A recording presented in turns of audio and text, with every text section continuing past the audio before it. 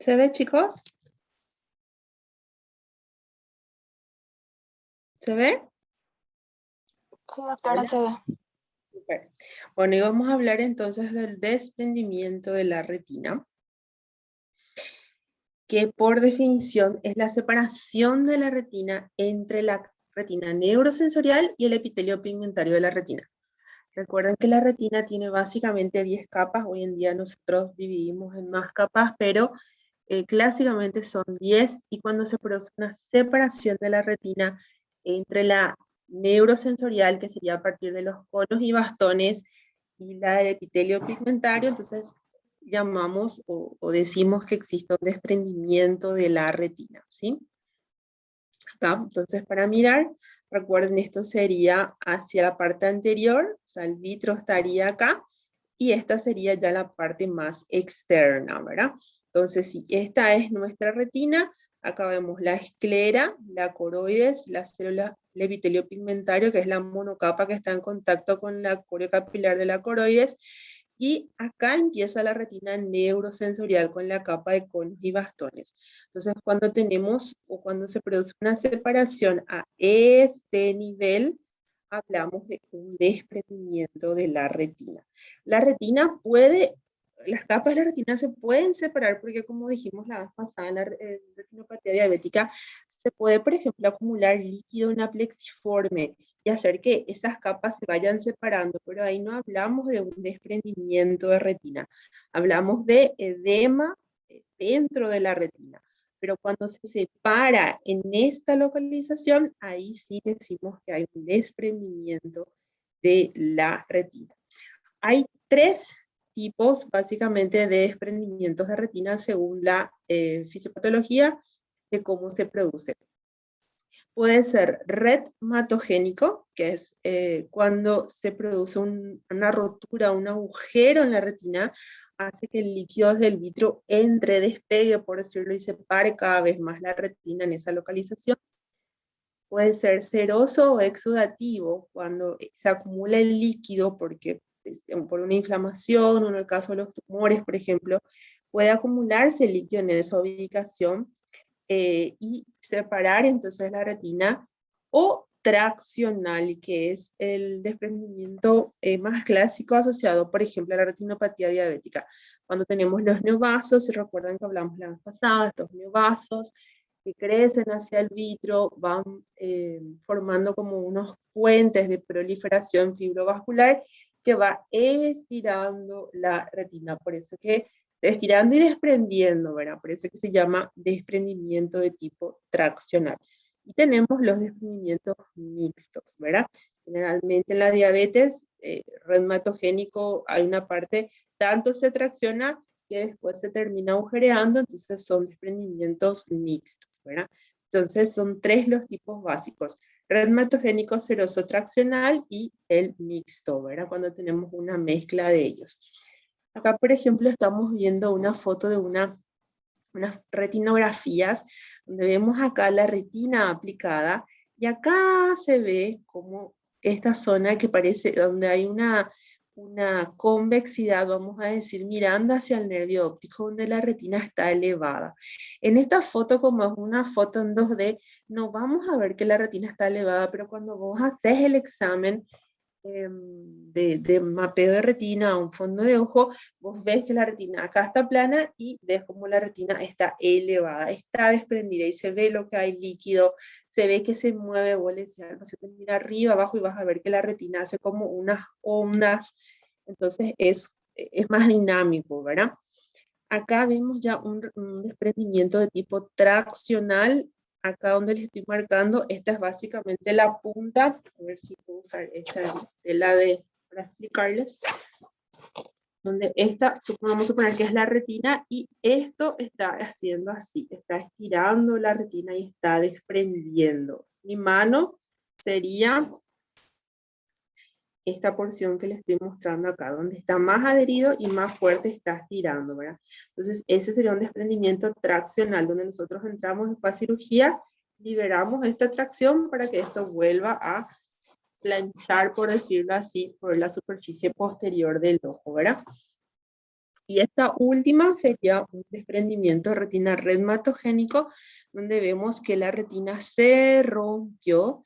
Esta forma de rotura se llama en herradura, ¿sí? Por la herradura del caballo, por la forma que tiene, es una de las más frecuentes, ¿verdad?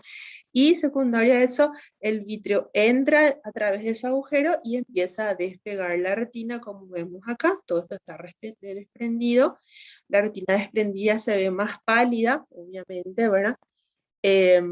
Y elevada, ¿verdad? Y como les dije, generalmente cuando es reciente tiene movimientos, cuando es antigua ya no, ya va perdiendo esa movilidad y eso nos orienta también sobre el pronóstico o la dificultad que podamos tener para poder reparar quirúrgicamente esa retina.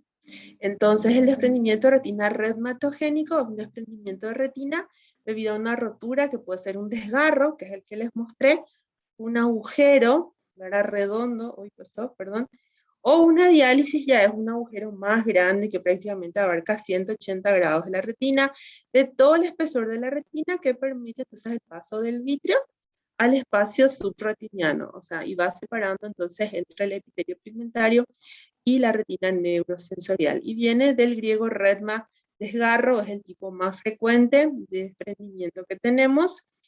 La causa más frecuente de este tipo de desprendimiento son las degeneraciones retinianas periféricas, que la mayoría de las veces traemos de nacimiento, o sea, son congénitas, y son frecuentes o más frecuentes en pacientes que tienen, por ejemplo, miopías elevadas o post-trauma, post-infecciones, pacientes que tienen, por ejemplo, una ovitis por toxo, cuando esa deja una cicatriz en la periferia, hace que esa retina se pueda adelgazar, y ahí, por ejemplo, podemos tener estas lesiones, ¿verdad? Pero en su gran mayoría son degeneraciones retinianas que tenemos desde chiquititos, ¿verdad?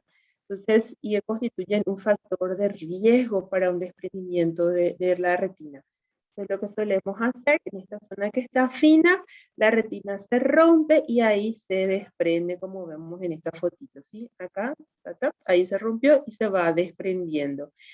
Entonces, cuando tenemos estas lesiones, a veces lo que hacemos, no siempre, depende del tipo de degeneración retiniana periférica, le rodeamos con un láser para poder pegar la retina alrededor, de manera que si se rompe acá, ¿verdad? No se produzca un desprendimiento de retina, ¿verdad? Entonces acá tenemos, por ejemplo, las lesiones, y ven cómo estos puntitos que ven acá es una barrera de láser para preventivo, profiláctico, para tratar de que no se desprenda la retina caso llegue a haber, acá en este caso ya hay una rotura, acá por ejemplo todavía no hay rotura, ¿verdad? Pero igual ya se hizo una barrera de láser para, vamos a decir, prevenir. Otra causa es el desprendimiento del vitro posterior. Cuando el vitro, sabemos que cuando somos jóvenes, hay zonas donde está muy adherido a la retina y con el pasar de los años es un proceso fisiológico, se va desprendiendo de la retina. Y en aquellas zonas donde está muy adherido, principalmente en la base vitrea, en algunos vasos, al desprenderse del vitrio puede acabar rompiendo la retina y produciendo entonces un desgarro o un agujero. No es lo más frecuente, se produce más o menos en 10 a 15% de los pacientes nomás los desgarros secundarios a un desprendimiento de vitro posterior, ¿verdad? Y generalmente tenemos que sospechar más cuando el paciente refiere que aparte de las moscas volantes está teniendo episodios de fotopsia o si vemos una hemorragia vítrea, ¿sí? Entonces ahí podemos decir, puede ser que acá realmente estaba muy adherido, estaba sobre un vaso, entonces al desprenderse el vitrio rompió la retina y es de más cuidado, ¿sí? Otro tipo de desprendimiento de retina es el desprendimiento que, como les dije, se ve en los casos de uveitis o en los casos de los tumores. Son los desprendimientos de retina de tipo serosos. Entonces, cuando hay en este caso, por ejemplo, mucha inflamación, ¿verdad? El líquido empieza a acumularse por debajo, entonces, de la retina neurosensorial, entre la retina neurosensorial y el EPR, o el epitelio pigmentario de la retina, por un aumento también de la filtración de la coriocapilar y se va acumulando entonces acá detrás y va levantando o desprendiendo de la retina. Generalmente esto es de resolución espontánea o de resolución con el tratamiento tópico o sistémico o específico que le damos para la patología que el paciente tiene. Y la mayoría de las veces no tenemos que intervenir quirúrgicamente o con un láser, ¿verdad? Y lo mismo en el caso de los tumores. Acá tenemos un melanoma de coroides, sí, que está acá en esta foto de anatomía patológica. Esto sería una ecografía. Este es un melanoma de coroides, un tumor que crece a partir de la coroides, y acá vemos cómo va desprendiendo la retina. Toda esta parte que les estoy marcando es desprendimiento de retina de tipo seroso, es por un líquido que se está acumulando ahí y está desprendiendo de la retina. Una vez que nosotros resolvamos este proceso, siempre y cuando se pueda, ahora en este caso un tumor un poco grande, esta retina después se va a pegar otra vez, ¿verdad? Pero no voy a entrar, o sea, mi indicación no va a ser entrar a solucionar este desprendimiento de retina, porque el principal problema y la causa sería este tumor que está creciendo. Y el otro tipo es el traccional, que como hablamos, la causa más frecuente es la diabetes, ¿verdad?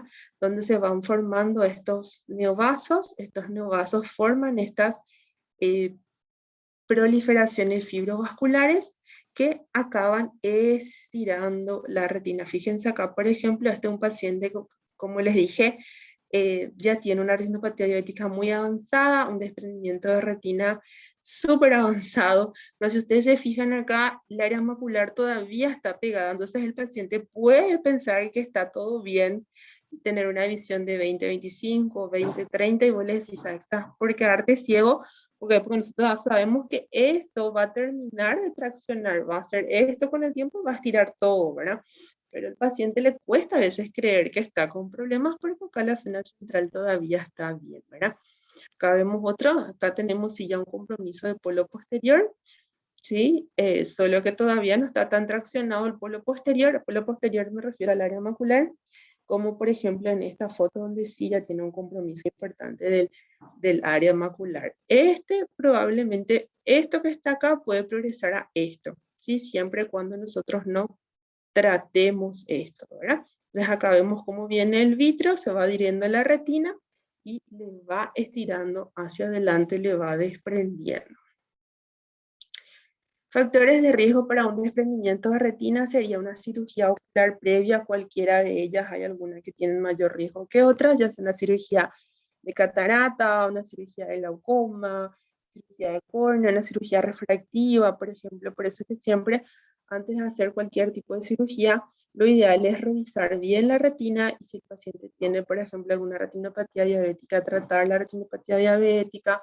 Si el paciente tiene alguna degeneración periférica, hacer el láser preventivo para tratar de evitar esto, ¿verdad? Trauma ocular, que a veces no se producen los desprendimientos inmediatamente, sino con el tiempo. Entonces todo paciente con trauma, esperamos que baje todo el edema, mejora un poquito el dolor, y examinar bien para ver si no hay un desgarro o una rotura en la periferia de la retina. Y los casos que les dije de miopías altas, generalmente a partir de 5, los pacientes tienen que realizarse un chequeo de retina anual, ¿verdad? Tengan unos síntomas para descartar que no tengan estas zonas de degeneraciones retinianas periféricas, el riesgo que tienen de tener desprendimiento de retina. Y antecedentes familiares, ¿verdad? Generalmente vamos sumando criterios también para decidir si es que el paciente va a ser tratado o no. Antes, si el paciente tenía, por ejemplo, degeneraciones retinianas periféricas del tipo látiz, que es la más frecuente, el paciente sí o sí tenía que hacer bloqueado con láser, ¿verdad? Hoy en día se van sumando los factores, si ya tuvo un desprendimiento del otro lado, si es muy sintomático o si tiene antecedentes familiares, el paciente tiene indicación. Ahora, si el paciente no tiene ninguno de los criterios, es un paciente confiable, entonces a veces le podés explicar y seguir de cerca. Entonces, una decisión basada en algunos criterios y también en conjunto con el paciente, ¿verdad? Los síntomas. El síntoma más, vamos a decir, importante o de preaviso, ¿verdad? Son las fotopsias. Las fotopsias son los rayos de luz. ¿Por qué? Cuando la retina está siendo estirada o se está rompiendo, el paciente refiere que ve flashes de luces o ve como lucecitas que se le prenden y se le apagan, como estrellitas, te dice el paciente. La mayoría le asusta. Cuando el paciente refiere eso, estamos obligados a hacer un examen de retina completo con indentación para poder ver hasta la base del vitro, ¿sí? Otros síntomas pueden ser las moscas volantes, ¿sí? Manchas, telarañas, hilos, el paciente suele referir. Este es un signo, vamos a decir, un poco menos específico que y sensible que las fotopsias.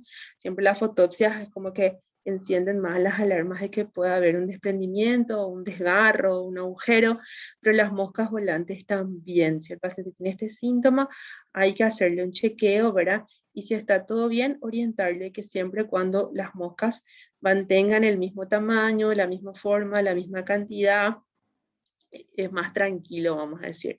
Pero si cambian en tamaño, cantidad y se asocian fotopsias, entonces urgentemente necesitamos reevaluarle a ese paciente. Ya cuando se desprende la retina, el paciente suele referir, veo un escotoma, de acá no veo, acá veo súper bien, pero acá no veo. Acá no veo ya dependiendo de la zona de la retina que se desprendió. Entonces el paciente tiene un escotoma o una sombra o cortina en el campo visual absoluto en dicha localización y evidentemente una disminución de visión también, ¿verdad? Puede ser un escotoma absoluto o una disminución de la visión, ¿verdad? Dependiendo del tiempo de evolución, de la zona que está desprendida, etcétera, para ver cuál de estos dos últimos síntomas el paciente va a tener, ¿verdad? ¿Qué es lo que clínicamente nosotros vemos cuando la retina está desprendida? Vemos una retina, acá tenemos una retina, esta es una retina normal, esta es una retina ya desprendida que como vemos les dije, es más pálida, más amarilla, no tiene ese color tan naranjado, vamos a decir, parece arrugada, ¿sí? Acá no sé si ven cómo parece que tiene onditas, si eso es porque hay fluido ahí, se está moviendo, y generalmente convexa hacia el polo posterior, ¿sí?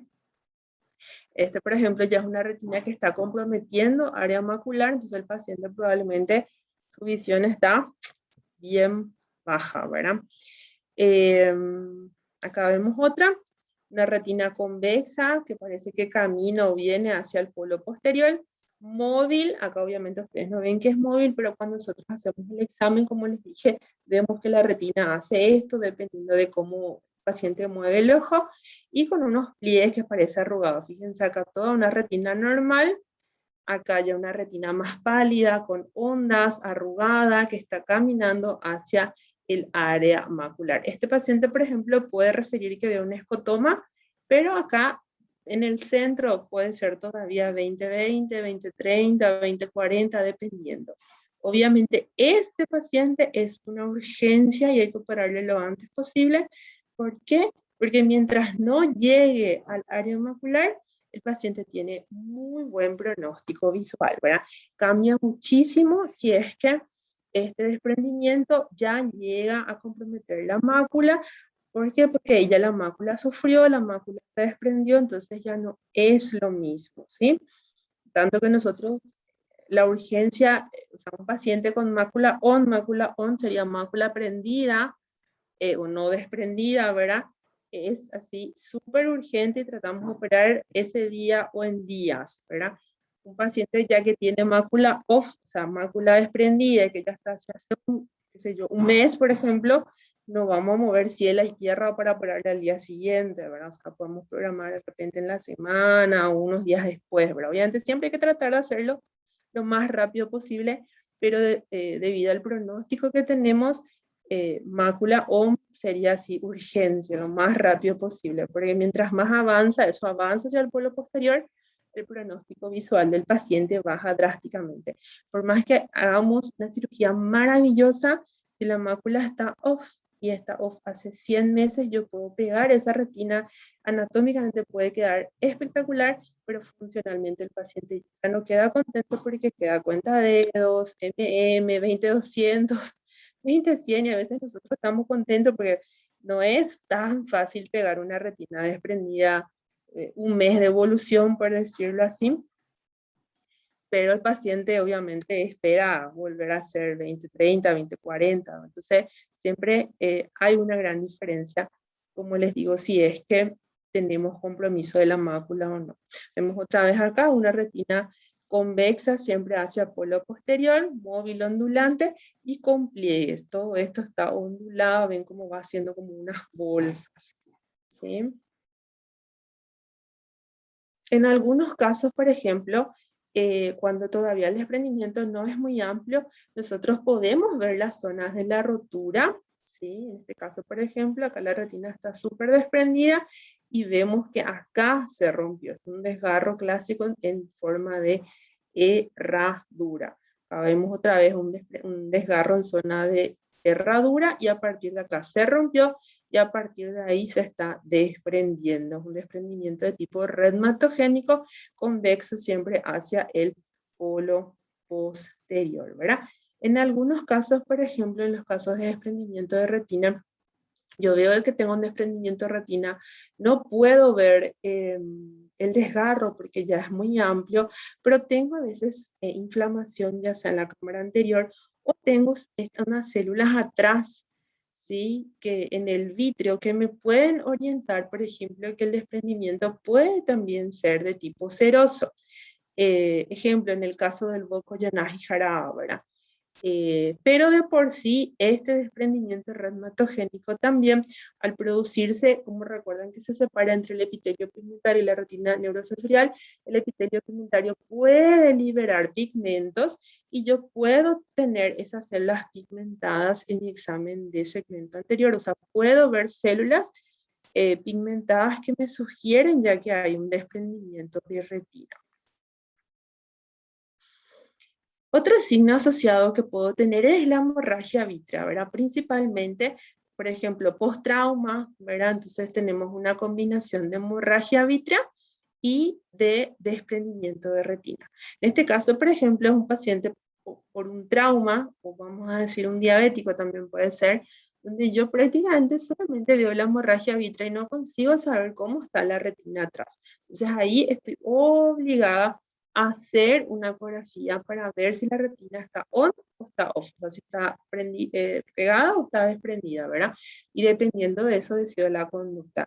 Si es solamente una hemorragia vítrea, yo tal vez le puedo dar unos días, a veces incluso a un diabético tipo 1 le puedo dar un mes, según las guías anteriores hasta 3 meses, pero hoy en día un mes sería lo ideal, eh, para poder entrar a hacer una cirugía siempre cuando la retina esté pegada. Pero si yo tengo esto y en la ecografía veo ya un desprendimiento de retina del tipo redmatogénico o traccional, estoy obligada a entrar lo antes posible. O sea, no tengo por qué esperar, ¿verdad? Porque si mientras más espero, más va a avanzar ese desprendimiento. El diagnóstico requiere un examen ocular completo, tanto todo lo que es examen de la visión, ¿verdad? Un buen examen de biomicroscopía, porque les dije, a veces ya tenemos signos clínicos en el segmento anterior, como las células pigmentadas que nos orientan que puede haber un desprendimiento de retina. También la presión o la tonometría nos puede ayudar, principalmente en el caso de desprendimientos de retina más antiguos, donde, por ejemplo, cuando ya un desprendimiento de años, el ojo suele entrar, principalmente si es total el desprendimiento, en un proceso de atrofia vulvar o tisis bulbi y la presión entonces empieza a bajar. Y un examen de oftalmoscopía, ya sea con la lámpara o indirecto, esto sería lo ideal, con indentación en realidad, para poder evaluar toda la retina buscando principalmente esas zonas, los desgarros, las roturas, en el caso que el paciente no tenga síntomas, ¿verdad? Como factor de riesgo, o para diagnosticar ya el desprendimiento. Si yo en el preoperatorio consigo, por ejemplo, ver la zona de desgarro, donde se rompió, eso me facilita mucho mi planificación de la técnica de cirugía que voy a usar, ¿verdad? Es diferente, por ejemplo, si el desgarro es superior o si el desgarro es inferior para poder planificar mi cirugía, ¿verdad? Entonces, con relación a la evaluación, a veces cuando tenemos, por ejemplo, como les dije, una hemorragia vítrea o tenemos una catarata y no podemos evaluar bien la retina, necesitamos una ecografía para certificar que la retina está en posición.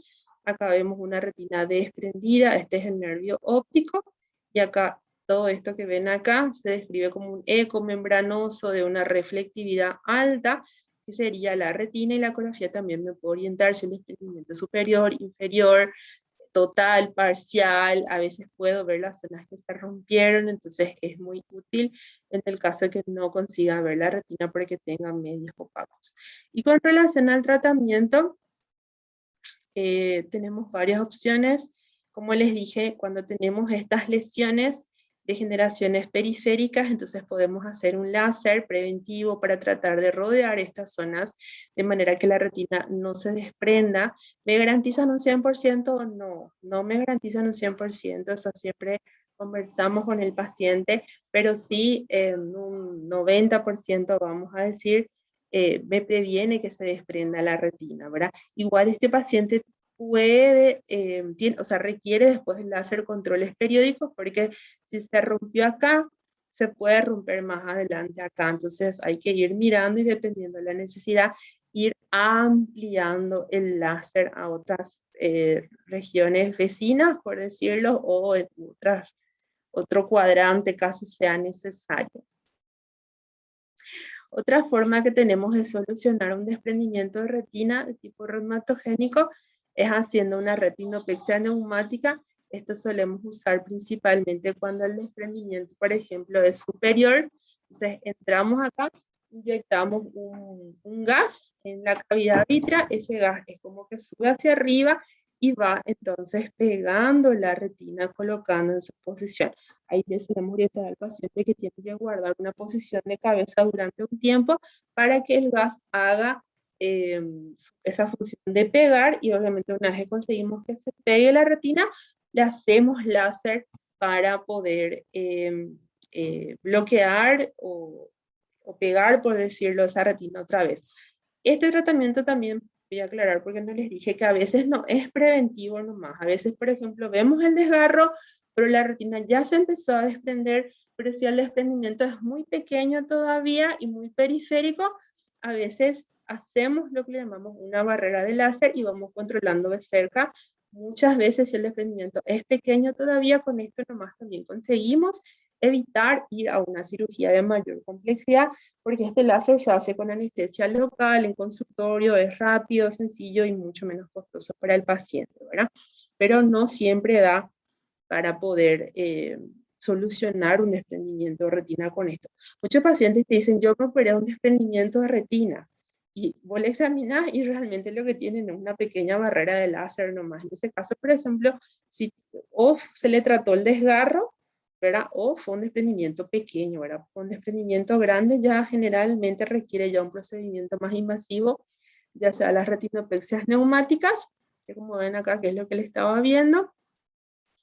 Acá tenemos la retina desprendida, le inyectamos el gas y después le usamos un láser o algo que se llama crioterapia, que es otro procedimiento donde usamos el frío, por eso habla acá de congelación, para poder sellar la retina a la pared posterior del ojo, ¿verdad?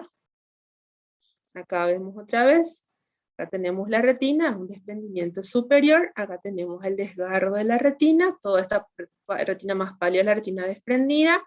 Acá vemos la burbuja que se le inyectó al paciente para pegar esa retina, y seguro se le hizo láser, que en esta foto no se ve, ¿sí?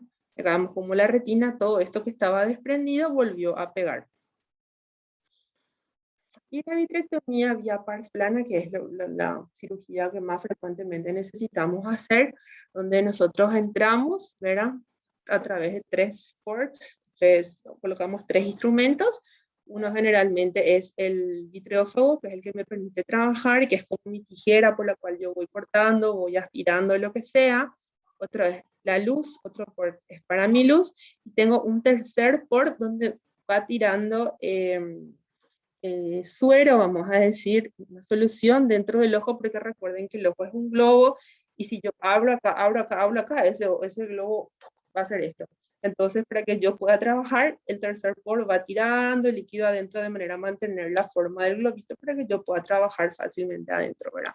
Entonces, entro acá, como todo el vitro, ese vitro yo voy reemplazando para poder trabajar, como les dije, por un líquido que va entrando y saliendo continuamente. Este es mi instrumental de trabajo con el que yo, por ejemplo, entro a cortar las tracciones o entro, por ejemplo, a aspirar el líquido que está debajo de la retina, ya dependiendo de lo que quiero hacer, ¿verdad? Y la luz, obviamente, me permite producir o visualizar, ¿verdad? Entonces, en la vitrectomía, como dice acá, el líquido que originó el desprendimiento, entonces se drena a través ya sea del desgarro existente, vuelvo a unir la retina y tengo que hacer otra vez láser para pegar. Y generalmente después de una vitrectomía, ya dependiendo de la localización del desprendimiento, del tiempo de ubicación, de la extensión del desprendimiento, ¿verdad? Diferente si es solo un cuadrante, si son varios cuadrantes, si ya compromete mácula, etcétera. Yo necesito dejar una sustancia adentro del globo para, vamos a decir, lograr mayor cohesión entre el epitelio pigmentario y la retina neurosensorial, ¿verdad? Y ahí tengo varias opciones, ¿verdad? Que pueden ser, dejo aire, que es lo menos, vamos a decir, pesado que puedo dejar, ¿verdad? Más como para el paciente, puedo dejar gas, que hay un gas que dura 7 días, hay un gas que dura 14 días, donde el paciente está obligado a mantener, por ejemplo, la cabeza para abajo durante ese tiempo, y es bastante incómodo, o puedo dejar aceite de silicona, que es lo más pesado que usamos en el caso de desprendimientos generalmente más amplios, desprendimientos mixtos, aquellos casos que voy a decir, esta retina es difícil de pegar, entonces generalmente es indicación de aceite de silicona. Ahora, el aceite de silicona, la desventaja, por decirlo así, es que hay que hacer una segunda cirugía para retirar, una vez que verificamos que está la retina bien prendida, lo solemos hacer entre 6 meses a un año después.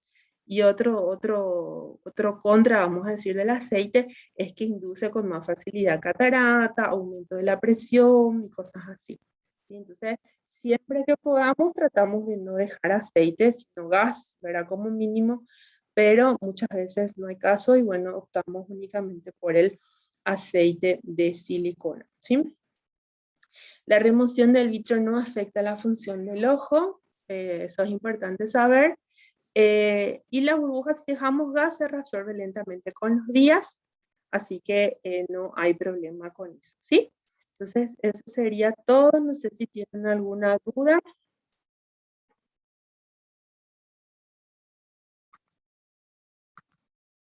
Uy, stop share. Creo que no, doctora. Bueno, entonces nos vemos la próxima clase para retinopatía hipertensiva. ¿Está bien? Voy a coordinar con Ada ahora. Bueno, doctora, está bien. Nos vemos. Chao, chao. Dale, chao, chao. Chao, doctora, gracias, muy fácil la clase. Nada, Muchas chao, gracias. chao.